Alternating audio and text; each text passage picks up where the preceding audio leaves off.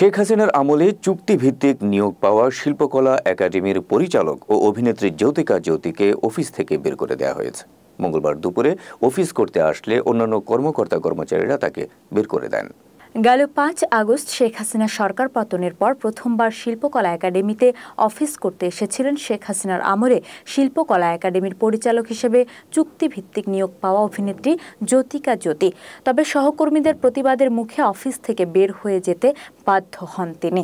সূত্র জানায়, মঙ্গলবার দুপুরে জ্যোতি অফিসে প্রবেশের পরপরই উত্তেজনা ছড়িয়ে পড়ে অন্যান্য সহকর্মীদের মধ্যে।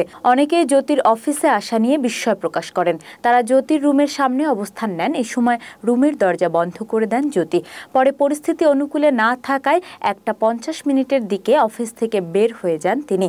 জ্যোতির অফিসে আসা প্রসঙ্গে বাংলাদেশ শিল্পকলা একাডেমির সিনিয়র ইন্সট্রাক্টর আইরিন পারভিন লোপা বলেন, তিনি অফিসে আসায় আমরা হতবাক হয়েছি। তিনি কিভাবে অফিসে আসেন, যিনি স্বৈরাচার সরকারের হয়ে কথা বলেছেন, যারা সরাসরি বৈষম্য বিরোধী আন্দোলনে শিক্ষার্থীদের উপর হামলা করতে উৎসাহিত করেছেন, যারা রক্ত ঝরার জন্য দায়ী, তাদের আমরা সহকর্মী হিসেবে চাই না। প্রসঙ্গত, ছাত্র আন্দোলন চলাকালীন আলো আসবেই নামে একটি গ্রুপে সক্রিয়ভাবে কাজ করেছেন জ্যোতি। সে সময় আন্দোলনকারী শিক্ষার্থীদের বিপক্ষে বিভিন্ন কথা লিখতে দেখা গেছে তাকে।